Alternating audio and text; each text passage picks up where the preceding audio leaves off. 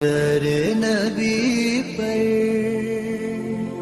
پڑا رہوں گا۔ اللہ کے محبوب علیہ الصلوۃ والسلام نے محنت، تندہی، کوشش اور کد و کاوش کے ذریعے لوگوں تک پیغام حق کا ابلاغ کیا۔ سب سے پہلے حضور کی اہلیہ حضرت سیدہ خدیجہ الکبریٰ رضی اللہ تعالی عنہا ایمان لاتی ہیں۔ حضور علیہ السلام کے قریبی دوست، گہرے دوست حضرت سیدنا ابو بکر رضی اللہ تعالی عنہ ایمان لاتے ہیں۔ حضرت علی المرتضیٰ رضی اللہ تعالیٰ عنہ اگرچہ نو عمر ہے لیکن سینے پہ ہاتھ رکھ کے کہتے ہیں جان و دل فدا کروں گا حضور آپ پہ۔ حضرت بلال حبشی اسلام لاتے ہیں۔ حضرت عمار ابن یاسر، حضرت سمیہ، حضرت یاسر اسلام لاتے ہیں۔ 38 لوگ ایک ایک کر کے اسلام میں داخل ہوئے۔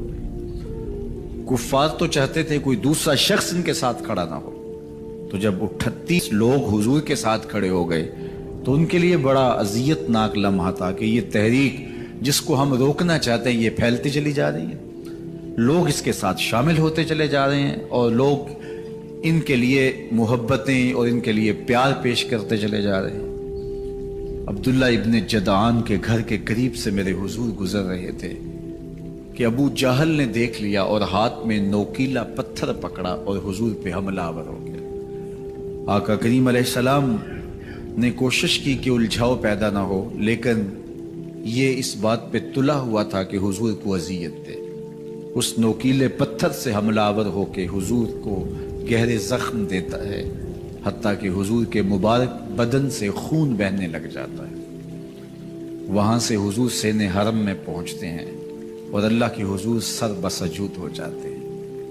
حضور کے چچا حمزہ بن عبد المطلب ابھی اسلام نہیں لائے تھے، وہ شکار کھیل کے واپس آ رہے ہیں، اور جب وہ شکار کھیل کے آتے تھے تو بڑا اترا کے چلتے تھے۔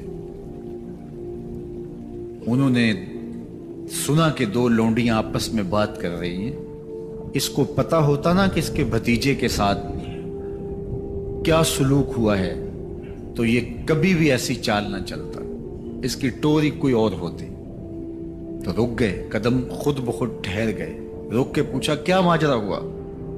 کہا تمہارے بھتیجے کو ابو جہل نے مارا ہے اور اس کے نازک بدن سے خون بہتا رہا۔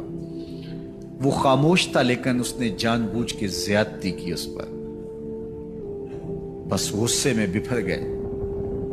سین حرم کے آس پاس قریش اپنی مسجدیں جمائے بیٹھے ہوتے تھے ٹولیوں کی شکل میں۔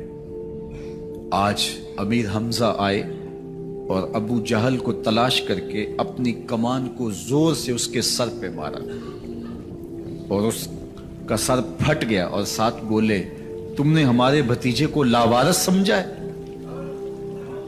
اب اس کے حواری کھڑے ہو گئے، لیکن ابو جہل بڑا کائن شخص تھا، اس نے سمجھا کہ یہ تو اب تنہا ہیں لیکن لڑائی کی آگ روشن ہوگی تو بنو ہاشم بھی نکل آئیں گے تو یہ لڑائی لمبی ہو جائے گی، تو اس کا سبب میں ہوں، قصور میرا ہے۔ اس نے کہا بس مجھ سے غلطی ہو گئی، اس طرح اس نے بات کو ٹال دیا۔ اب حضور کے چچا حضور کو ڈھونڈ رہے ہیں۔ سین حرم میں حضور علیہ السلام اللہ کے حضور سر بسجود ہیں۔ یہ پاس جا کے کھڑے ہو گئے اور کہا یا ابن اخی، اے میرے بھائی کے بیٹے، اے میرے بھتیجے، لیکن حضور سر نہیں اٹھایا۔ اللہ کے حضور اپنے دکھڑے بیان کر رہے ہیں۔ اسی کسے دے کچھ نہیں لگ دے تے نہ کوئی ساڈا دردی۔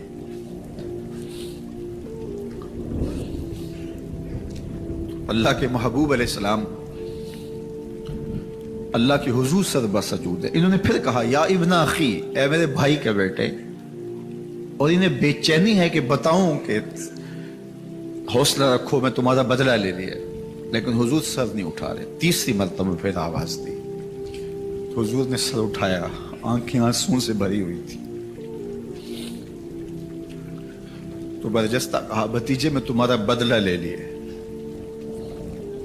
میرے حضور نے فرمایا چچا مجھے اس کی کوئی خوشی نہیں ہوئی۔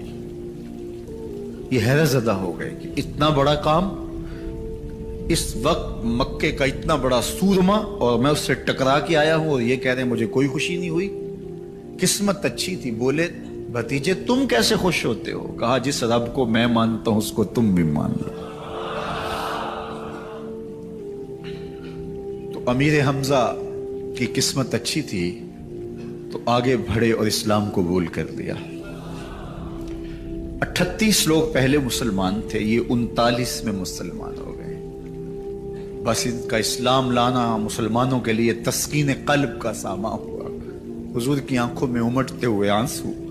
آگے بڑھے, کعبے کو غلاف کو پکڑا, کہا اللہم اعز الاسلام باحب الرجلین الیک بعمر ابن الخطاب اور بعمر ابن حشام. اے اللہ ایک شیر دیا ہے, ایک شیر اور دے دے.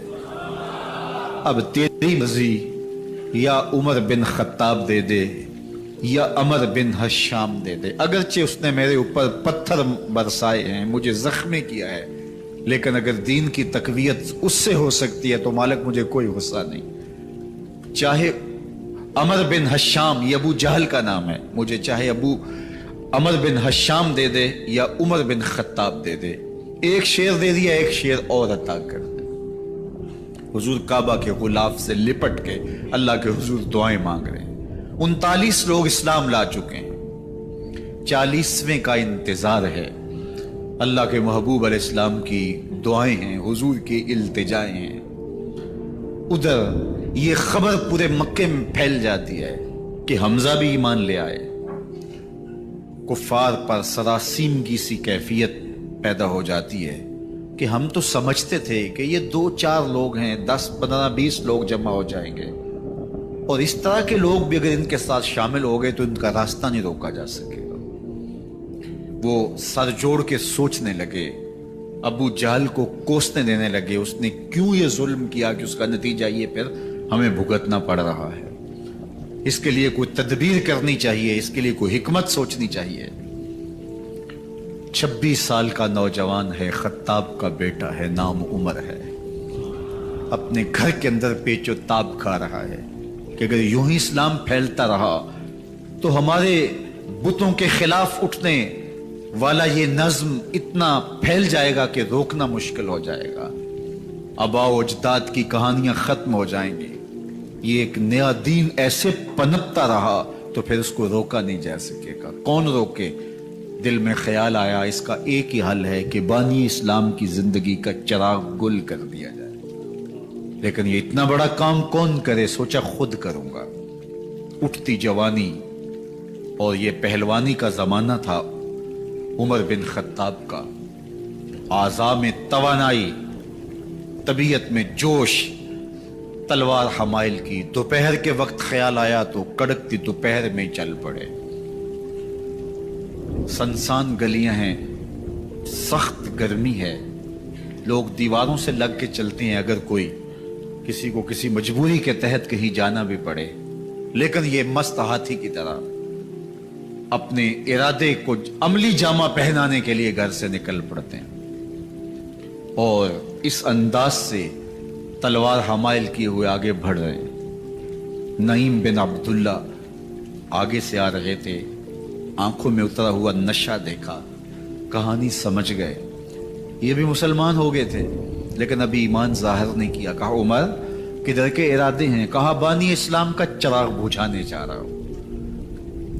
یہ روز روز کی کہانی ختم کرنے جا رہا ہوں. آج حمزہ ایمان لائے ہیں, کل کوئی اور آ جائے گا, پھر اس تحریک کو روکنا مشکل ہو جائے گا.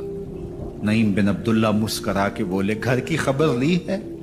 کہا کیا ہوا میرے گھر کو؟ کہا تمہاری بہن فاطمہ بھی اس محمد کی غلام بن گئی ہے, تمہارا بہنوئی سعید بن زید بھی اس کا نوکر بن گیا ہے. بس بپھر گئے. وہ جو غصہ تھا وہ ادھر منتقل ہو گیا, بہن کے گھر کا رخ کیا. جب دروازے پہ پہنچے تو اندر سے قرآن پڑھنے کی آواز آ رہی ہے. جو کہا گیا تھا, جو سنا تھا, اس کا یقین پیدا ہو گیا. زور زور سے دروازے کو کھٹکھٹانے لگے. بہن نے دیکھا کہ بھائی ہے. جو قرآن پڑھ رہا تھا اس کو چھپا دیا اور خود دروازہ کھولا. بس پیٹنا شروع کر دیا, مار مار کے سر پھوڑ دیا, خون بہ رہا ہے. جب سر پھٹ گیا تو فاطمہ بنت خطاب بولی، عمر تم خطاب کے بیٹے ہو، میں بھی خطاب کی بیٹی ہوں، سن لو محمد کا دامن نہیں چھوڑو، جو کرنا ہے کرو۔ جب یہ تیور دیکھے تو عمر کی حیرت انتہا کو چھو گئی، یہ کون سی قوت ہے جس نے ایک عورت کے اندر یہ جذبے رکھ دیے؟ کہا اچھا بتاؤ تم کیا پڑھ رہے تھے؟ کہا تم ناپاک ہو، تمہیں نہیں دوں گی۔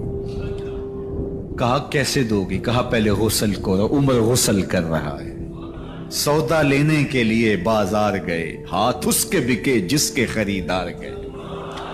عمر غسل کر رہے ہیں، غسل کر کے باہر آئے تو بہن قرآن لے آئی، وہ کھجور کی چھالیں، وہ چمڑے کے اوپر لکھا ہوا قرآن سامنے رکھ دیا۔ عمر پڑھ رہے ہیں طٰہٰ ما انزلنا علیک القرآن لتشقیٰ، اے 14ویں کے چاند محبوب، قرآن اس لیے نازل تو نہیں کیا تھا کہ تم مشقت میں پڑ جائے۔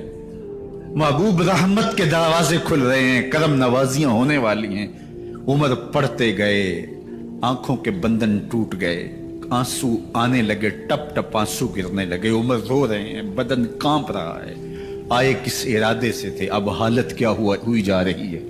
اپنی بہن سے کہا، بہنوئی سے کہا، جس در کے تم غلام ہوئے ہو کبھی میں بھی اس در کا غلام نہیں ہو سکتا؟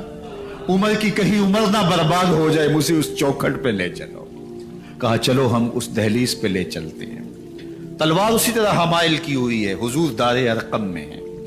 یہ اسلام کی پہلی درس گاہ ہے، حضرت ارقم کا گھر۔ مسلمانوں کی تعداد بہت تھوڑی، یہاں چھپ کر کے دین سیکھتے ہیں۔ حضور بھی وہاں تشریف فرما تھے، باقی اصحاب بھی وہاں تشریف فرما تھے، حضرت میرے حمزہ بھی وہاں تھے۔ دروازے کی درزوں سے دیکھا کہ عمر آ رہے ہیں، تلوار بھی حمائل کی ہوئی۔ صحابہ نے کہا عمر آ رہے ہیں، میرے حمزہ نے کہا کوئی پرواہ نہیں، آنے دو، اچھا ارادہ ہوا تو خوش آمدید کہیں گے، ارادہ اچھا نہ ہوا اس کی تلوار سے گردن کاٹوں گا۔ اللہ اکبر۔ جب دروازہ کھولا تو دو صحابہ نے بازوں سے پکڑ لیا، کندھوں سے۔ حضور نے فرمایا کندھے چھوڑ دو، کندھے چھوڑ دیے گئے۔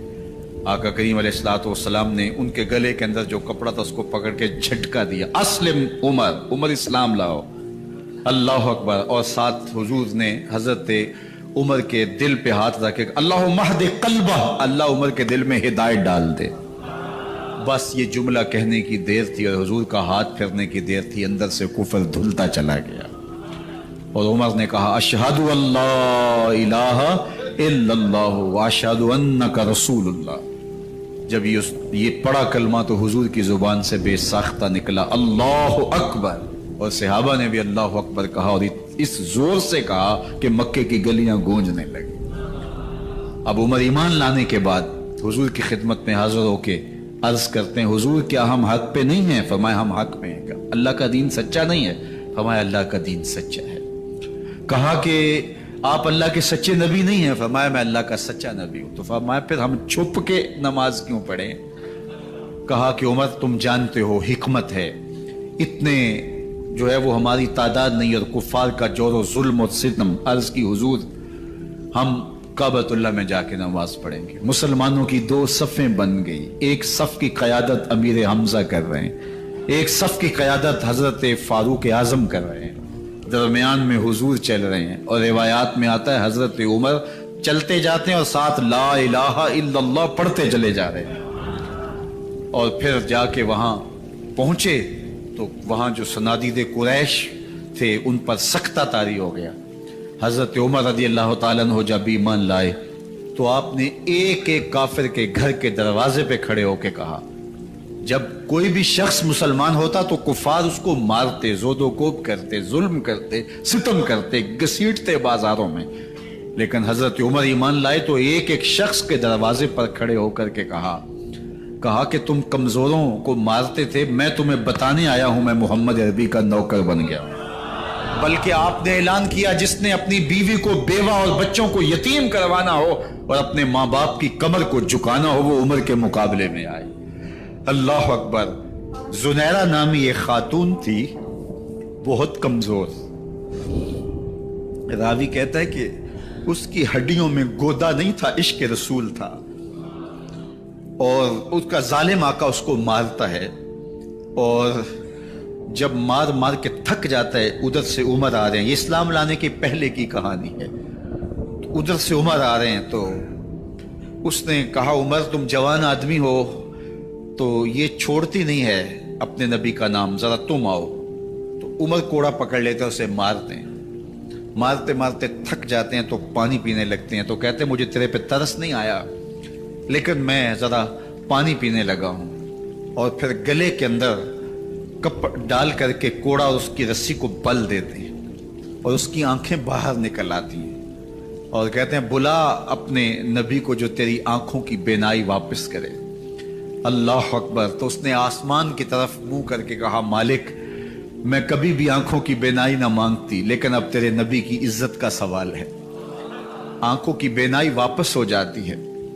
زنیرہ کو بڑا مارا، آج عمر گلیوں میں آنکھوں میں آنسو ہیں اور عجیب دلے بےتاب ہے، اور کہتا ہے آؤ بھائی میں حضور کا غلام بن گیا ہوں، تمہیں بتانے آیا ہوں۔ زنیرہ نے موڑ کاٹا تو آگے عمر یہ آواز دے رہے تھے۔ زنیرہ ایک کونے پہ کھڑے ہو کے رو کے کہتی ہے عمر تم تو بڑے اس دن جوش و غضب میں تھے اور تم مارتے ہوئے تھکتے نہیں تھے۔ تو عمر نے کہا زنیرہ اس دن میں نے دیکھا نہیں تھا، اب میں محمد عربی کو دیکھ آیا ہوں۔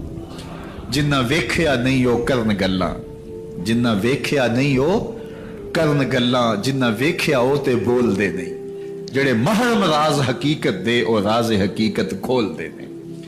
تو حضرت عمر رضی اللہ تعالیٰ عنہ ایمان لائے۔ حضرت عبداللہ ابن مسعود رضی اللہ تعالیٰ عنہ فرماتے ہیں کہ حضرت عمر کا ایمان لانا مسلمانوں کے لیے عزت کا سبب تھا، ان کا ہجرت کرنا مسلمانوں کی نصرت تھی، اور ان کی خلافت مسلمانوں کے لیے رحمت تھی۔ حضرت عمر رضی اللہ تعالی عنہ وہ ہیں کہ میرے حضور نے فرمایا لوگوں جب نیک لوگوں کا ذکر کرو تو میرے عمر کا تذکرہ ضرور کیا کرو۔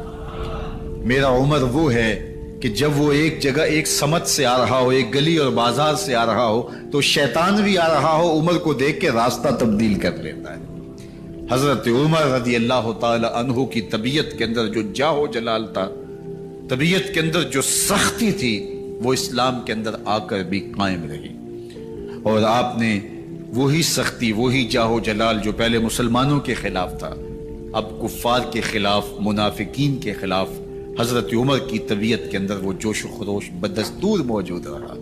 لیکن جس دن آپ خلیفہ بنے تو اس دن آپ نے ممبر پہ چڑھ کے جو خطبہ دیا اس میں کہا لوگوں میں سخت اس لیے تھا کہ رسول اللہ نرم تھے، پھر میں سخت اس لیے تھا کہ حضرت ابو بکر صدیق نرم تھے، اب میں تخت خلافت پہ بیٹھا ہوں، اب میری سختی جو ہے وہ نرمی میں تبدیل ہو گئی، صرف فاسقوں، فاجروں اور باغیوں کے لیے میں سخت ہوں، باقی تمہارے لیے نرم ہوں۔ سب سے کم جو تنخواہ بیت المال سے اگر کسی وجود نے لی ہے تو وہ حضرت عمر رضی اللہ تعالیٰ عنہ نے لی ہے، صرف 2 جوڑے لیتے تھے سال میں، اور راوی کہتا ہے کہ میں نے دیکھا ہے کہ اس میں بھی 17 پیوند لگے ہوتے تھے۔ حضرت عمر رضی اللہ تعالیٰ عنہ کا طرز زندگی، آپ کا انداز معاشرت اور آپ کا انداز خلافت، ہر لمحہ آپ کی زندگی کا اٹھا کے دیکھیے کتنی مرتبہ قرآن حضرت عمر کی رائے کے مطابق نازل ہوا ہے۔ اللہ تعالیٰ جل شانہ نے ان کو صاحب الہام بنایا تھا۔ ہر امت میں کوئی صاحب الہام ہوتا ہے، حضور کی امت کا صاحب الہام حضرت عمر رضی اللہ تعالیٰ عنہ، اور آقا کریم نے انہیں اپنا وزیر قرار دیا، فرمایا میرے 2 وزیر آسمانوں میں ہیں، 2 وزیر زمینوں میں ہیں، آسمانوں کے وزیر ابو جو ہے وہ جبرائیل اور میکائیل ہیں، اور زمین کے وزیر ابو بکر اور عمر ہیں رضی اللہ تعالی عنہما۔ تو اللہ تعالیٰ جل شانہ نے حضرت سیدنا صدیق اکبر کے بعد حضرت سیدنا عمر بن خطاب رضی اللہ تعالیٰ عنہ سے جو کام لیا، مختصر دور خلافت کے اندر 10 سال 6 ماہ 4 دن آپ نے خلافت فرمائی ہے، لیکن کہاں سے چلے اور یہاں مکران تک، بلوچستان کا حصہ ہے، یہاں تک آپ کے سلطنت کی حدود وسیع، ادھر آرمینیا تک جا پہنچے، حمص فتح کیا، قادسیہ، یرموک، آپ ذرا دیکھیے کہ کہاں تک آپ کی فوجوں کے گھوڑے دوڑتے رہے، اور اللہ تعالیٰ جل شانہ نے ان کو جو توانائی، عدل و انصاف کی قوت عطا فرمائی۔ اللہ اکبر، جب زمین پہ عدل کیا ہو تو زمین بھی حکم مانتی ہے۔ اور حضرت عمر وہ تھے جن کا حکم ہوائیں بھی مانتی تھی، زمین بھی مانتی تھی، جن کا حکم جو ہے وہ آگ بھی تسلیم کرتی تھی اور دریا بھی ان کا حکم مانا کرتے تھے۔ مصر کے اندر رسم بد جاری تھی، یہ رسم بد جاری تھی کہ سال کے بعد ایک دو شیزہ کو زیورات پہنا کے اچھے لباس میں ملبوس کر کے دریا کی بھیڑ چڑھایا جاتا، اس کی قربانی دی جاتی، اس کا خون بہتا تو دریا چلتا۔ جب اسلام مسلمانوں نے مصر فتح کیا تو گورنر نے لکھا کہ اسلام تو اس طرح کی رسوم کی اجازت نہیں دیتا، لیکن خشک سالی ہے، لوگوں کی فصلیں ویران پڑی ہے، تو حضرت کیا کیا جائے؟ تو حضرت عمر رضی اللہ تعالیٰ عنہ کو جب قاصد آ کے پیغام دیتا ہے تو کاغذ کے ٹکڑے پہ لکھتے ہیں بسم اللہ الرحمن الرحیم، مصر کے نیل کی جانب عمر کا خط لکھتے ہیں، اے نیل اگر تو اللہ کے حکم سے چلا کرتا ہے تو چل، ورنہ ہمیں تیرے چلنے کی کوئی حاجت نہیں ہے۔ اور قاصد کو کہا یہ خط لے جاؤ اور جا کے دریائے نیل میں پھینک دو۔ قاصد جا کے خط دریائے نیل میں پھینک دیتا ہے، پانی آتا ہے، ایسا دریائے نیل چلا 14 صدیاں ہوئی ہیں آج تک کبھی بند ہی نہیں ہوا۔ دریا حکم مانتے ہیں، آگ نکلتی ہے، لوگ حضرت عمر رضی اللہ تعالی عنہ کے پاس آئے، حضرت لاوا پھوٹا ہے، آگ نکل رہی ہے اور مدینے کی طرف بڑھ رہی ہے، اب کیا کیا جائے؟ فائر بریگیڈ تو زمانے میں تھی نہیں۔ عمر نے اپنی قمیض اتاری، جس قمیض پہ 17 پیوند لگے ہوئے تھے چمڑے کے، کہا یہ قمیض لے جاؤ، جدھر آگ بڑھ رہی ہے آگے ڈھالنا، آگ پیچھے بھاگ جائے گی۔ زلزلہ آتا ہے تو زمین پہ دھرا مارتے ہیں، زمین رک جا، کیا عمر نے تیری چھاتی پہ عدل نہیں کیا ہے؟ تو یہ عمر ہیں رضی اللہ تعالی عنہ کہ جن کے انصاف کی وجہ سے، جن کے عدل کی وجہ سے اللہ تعالیٰ کی رحمات اور اس کی برکات کا نزول ہوتا تھا، اور اللہ تعالیٰ نے مسلمانوں کو وہ آبرومند حکومت دی۔ کائنات کی تاریخ کے اندر ایسی حکومت آپ نے نہیں دیکھی ہوگی جو حضرت عمر نے حکومت کی ہے۔ اللہ اکبر! فرمایا فرات کے کنارے پہ ایک کتا بھی پیاسا مر گیا تو اس کا حساب بھی عمر سے ہوگا۔ جب اتنے علاقے فتح ہو گئے تو ایک دن حضرت عمر بیٹھ کے رو رہے تھے، تو کسی نے کہا حضرت رو کیوں رہے ہیں؟ فرمایا کہ میں اس لیے رو رہا ہوں کہ فلاں پل سے بکریاں گزری ہیں، تو پل کے اندر شکستگی تھی، ٹوٹا ہوا تھا پل درمیان میں کچھ، اس میں ایک بکری کی ٹانگ ٹوٹ گئی ہے، تو میں ڈرتا ہوں کہیں اس کا حساب نہ لیا جائے، کہ میرا رب یہ نہ پوچھے کہ عمر تو نے پل صحیح تعمیر نہیں کروائے تھے کہ ایک بکری کی ٹانگ کیوں ٹوٹی ہے۔ یہ ہے حضرت عمر رضی اللہ تعالی عنہ۔ اللہ اکبر! حضرت سیدنا عمر رضی اللہ تعالیٰ عنہ کی پوری زندگی آپ دیکھ لیجئے، آپ دن کو گھر میں بیٹھتے ہیں، دربار خلافت میں بیٹھتے ہیں، اور آپ کا دربار خلافت کیا ہے؟ کوئی عالی نصب محل نہیں ہے، مسجد نبوی کا صحن ہے، وہاں بیٹھ کے فیصلے ہو رہے ہیں۔ باہر سے سفیر آتا ہے اور آ کے پوچھتا ہے کہ میں امیر المومنین کے، مسلمانوں کے حکمران کے دارالامارہ میں محل میں جانا ہے، تو مسکرا کے کہتے ہیں ہمارے امیر کا تو کوئی محل نہیں ہے۔ کہا کہاں ہے تمہارا امیر؟ کہا مسجد نبوی میں ہوگا یا بیت المال کے اونٹوں کی دیکھ بھالی کر رہا ہوگا، ان کی دیکھ بھال میں لگا ہوگا۔ وہ جب گئے تو مسجد میں نہیں ہے، اللہ اکبر! وہاں گئے تو وہاں بھی نہیں ہے۔ پھر کیا دیکھتے ہیں کہ عمر رضی اللہ تعالی عنہ جنت البقیع کے پاس ایک درخت کے نیچے اینٹ کا سرانہ رکھ کے سوئے ہوئے، تو اس نے کہا عمر تو نے عدل کیا ہے، تجھے کچی اینٹ پہ بھی نیند آ گئی، ہمارے حکمرانوں نے انصاف نہیں کیا، اور وہ بند اور محفوظ کمروں کے اندر بھی سکون اور چین کی نیند نہیں سو سکتے۔ حضرت سیدنا عمر رضی اللہ تعالیٰ عنہ نے اس طرح ان امور سلطنت نبھائے۔ آپ دن کو لوگوں کی دیکھ بھالی کرتے، لوگوں کی ضروریات سنتے سمجھتے، اور جب رات پڑتی لوگ سو جاتے، عمر مدینے کی گلیوں میں پہرا دیتے۔ کائنات نے کوئی ایسا بھی حکمران دیکھا ہوگا؟ اللہ اکبر! وہ مجاہد جو مختلف محاذات پہ گئے ہوئے ہوتے، ان کے گھروں کی دیکھ بھالی کرتے، ان کی ضروریات کا خیال رکھتے، ان کی آبرو کا پہرا دیتے۔ راتوں کی تنہائیوں کے اندر حضرت عمر اٹھتے اور جا کے گشت کرتے، چکر لگاتے، دیکھتے کوئی آنکھ پر نم نہ ہو، مفلسی کا کسی گھر میں ماتم نہ ہو، لوگوں کی ضروریات کا خیال رکھتے۔ اللہ اکبر! ایک دن حضرت عمر رضی اللہ تعالیٰ عنہ ایک گھر کے قریب سے گزرے، घर से धुआं निकल रहा था। सोचा कोई मेहमान होगा, गुजर गए। थोड़ी देर के बाद फिर दोबारा उस गली से गुजर हुआ तो फिर धुआं निकल रहा था। फिर गुजर गए। 2 घंटे के बाद फिर दोबारा उधर से गुजरान हुआ तो फिर धुआं निकल रहा था। रात का पिछला पहर और अभी तक घर से धुआं निकल रहा है। उमर रज़ी अल्लाह ताला अन्हु ने दरवाजे को खटखटाया। अंदर से खातून की आवाज आई, इस वक्त कौन है? का एक मुसाफिर हूं, पूछना चाहता हूं तुम्हारे घर से धुआं क्यों निकल रहा है रात के इस पहर? कहा तुम्हें इससे क्या गरज? कहा नहीं, मुझे तशवीश हुई है। तो उसने कहा उमर की जान को रो रही हूं। हजरत उमर रज़ी अल्लाह ताला अन्हु ने कहा क्या हुआ? कहा कि खाने के लिए घर कुछ नहीं है, बच्चे जिद कर रहे हैं, हंडिया के अंदर पत्थर डाल करके मैं नीचे से आग दिए जा रही हूं। बच्चों कहती हूं थोड़ी देर है, थोड़ी देर है, कि बच्चे थक के सो जाएंगे इंतजार कर करके। तो कुछ हो तो पके, और बच्चे हैं भूख से, शिद्दत भूख की वजह से सो भी नहीं रहे, और मैं यहां बैठी उमर की जान रो रही। हजरत उमर रज़ी अल्लाह ताला अन्हु वापस आए, घी का कनस्तर उठाया, आटे की बोरी ली और साजो सामान लिया। खादिम था आपका असलम बैतुल माल में। उसने हजरत ये सब कुछ मैं उठा लेता हूं। कहा हशर के दिन मेरा बोझ उठाओगे? कहा नहीं, वो तो आपको उठाना होगा। कहा उमर को आज खुद ही उठाने तो। और उठा के उनके घर आए और घर आके उनको सब कुछ दिया। और फिर उसके बाद जब खाना तैयार हुआ, बल्कि रिवायत में आता है कि जब आग जला रही थी तो उमर झुक के चूल्हे में फूंके मार रहे थे। अल्लाह अकबर। उस खातून को नहीं पता कि ये कौन है, ये कोई अजनबी मुसाफिर है, मेरी मदद कर रहा है। फिर बच्चे जो है वो जब खाना खा के खुश हुए तो हजरत उमर रज़ी अल्लाह ताला अन्हु ने दिल में सोचा और कहा उमर, जिस तरह तूने बच्चों को रुलाया है आज उन बच्चों को हंसाओ भी।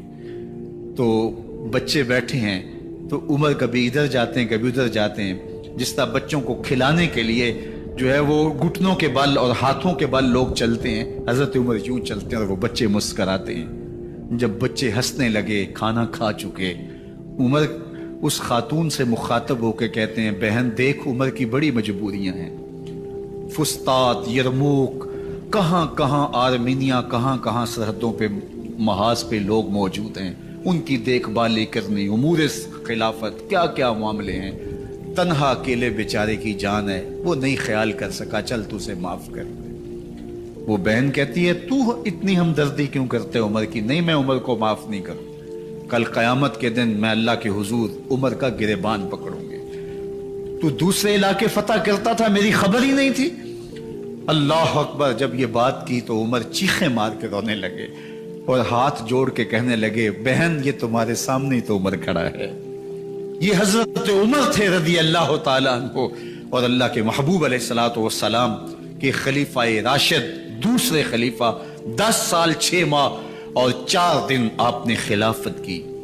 और तारीख कहती है अगर उमर रज़ी अल्लाह ताला अन्हु को 10 साल और मिल जाते, या मगरबी मुफक्किरीन कहते हैं कि अगर कायनात को एक उमर और मिल जाता, पूरी दुनिया पे मुसलमानों की हुकूमत हो, कहीं कुफर बाकी ना बचता। लेकिन बदबातन लूलू फिरोज नामी एक मजूसी गुलाम ने नमाज फजर पढ़ते हुए हजरत उमर बिन खत्ताब रज़ी अल्लाह ताला अन्हु पे हमला किया। जहर में बुझा हुआ खंजर आपके जिस्म में सरायत कर दिया।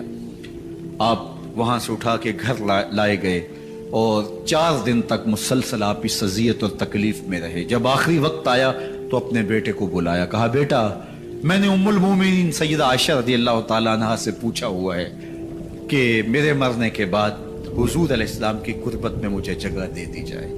हो सकता है मैं अमीरुल मोमिनीन मुसलमानों का खलीफा हूं तो इस वजह से उन्होंने इजाजत दे दी हो, जब मैं फौत हो जाऊं तो जाहिर खलीफा नहीं रहूंगा।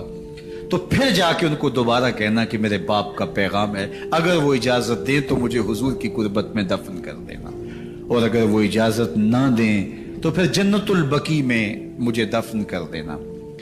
जब हजरत सैयदना उमर बिन खत्ताब रज़ी अल्लाह ताला अन्हु का इंतकाल हो गया तो आपके साहबजादे इब्न उमर हजरत आयशा रज़ी अल्लाह ताला अन्हा के पास गए, कहा कि मेरे बाप का सलाम है आपके नाम। उन्होंने आपको जिंदगी में कहा था कि हुजरा अनवर में सैयदना सिद्दीक अकबर के साथ 2 गज जगह मुझे भी नसीब हो जाए, तो आपने इजाजत दे दी थी। तो मेरे वालिद गिरामी ने फौत होते हुए कहा कि दोबारा उम्मुल मोमिनीन के पास जाना और दोबारा पूछना। उस वक्त तो मैं अमीरुल मोमिनीन था, हो सकता है वादा कर लिया हो, लेकिन अब अगर आप इजाजत दें तो यहां हम कब्र उनके लिए खोद लें, वरना हम जन्नतुल बकी में दफन कर दें। तो उम्मुल मोमिनीन सईदा आयशा रदियल्लाहु ताला अन्हा रो पड़ी और फरमाया ये जगह मैंने अपने लिए रखी थी, लेकिन उमर ने इस्लाम के लिए खिदमत इतनी की है कि मैंने खुद तरजीह दी है, इसलिए मैं इजाजत देती हूं कि यहां उमर को दफन किया जाए। अल्लाह अकबर। और फिर वहां हजरत उमर रदी अल्लाह ताला अन्हु को दफन किया गया। ये कब्र मेरे हुजूर की है, साथ हजरत सिद्दीक अकबर हैं, साथ हजरत उमर फारूक रदी अल्लाह ताला अन्हु हैं। जे शक होवी ते चल मदीने, जे शक होवी ते चल मदीने, वेख ले जोड़ मज़ारां दा, बन यार नबी दियां यारां दा। हुजूर ने फरमाया, एक दिन मस्जिद नबी से बाहर निकल रहे थे और कुछ लोग मस्जिद में दाखिल हो रहे थे। हुजूर ने दाएं हाथ से अबू बकर का हाथ पकड़ा था और बाएं हाथ में हजरत उमर का हाथ था, और जब लोगों को आते हुए देखा, उनको मुखातब करते हुए कहा, हाकाज़ा नुबअसु यौमल क़यामा, क़यामत के दिन हम कब्रों से यूं ही उठाए जाएंगे। मेरे दाएं हाथ में अबू बकर का हाथ होगा, बाएं हाथ में उमर का हाथ होगा। जे शक होवी ते चल मदीने, आवेख ल जोड़ मज़ारां दा, बन यार नबी दे यारां दा। तो मेरे हुजूर ने फरमाया, जब अच्छे लोगों का जिक्र करो तो मेरे उमर का जिक्र भी जरूर किया करो। तो हजरत उमर रदी अल्लाह ताला अन्हो अल्लाह के महबूब के महबूब हैं, बाकी सहाबी मुरीद है, हजरत उमर मेरे हुजूर की मुराद है। अल्लाह से मांग करके लिया है, अल्लाह उमर बिन खत्ताब अता करते, और फिर अल्लाह ने उमर की सूरत में इस्लाम को वो अजीम तोहफा दिया जिससे इस्लाम की इज्जत बढ़ी और शान और शौकत में इजाफा हुआ, और इस्लाम के झंडे चार दाग आलम के अंदर लग गए। अल्लाह मुझे आपको हजरत उमर के नकूशे पाक की बरकतें अता फरमाए, और हमारे हुक्मरानों को उनके नकूशे पाक को खिजरा बनाते हुए इस्लामी सल्तनत के खद्दो खाल वाज़े करने की तौफीकात से माला माल करे। इंशाअल्लाह अगला जुम्मतुल मुबारक 10 मुहर्रम को ही है, और 12 बजे से लेके नमाज असर तक हर साल हम 10 मुहर्रम का इज्तिमा करते हैं। तो इस मरतबा इंशाअल्लाह जुम्मतुल मुबारक का खुतबा भी इसमें शामिल हो गया, और ज़्यादा बरक़ात इसकी नसीब होंगी। और नमाज जुम्मा के बाद इंशाअल्लाह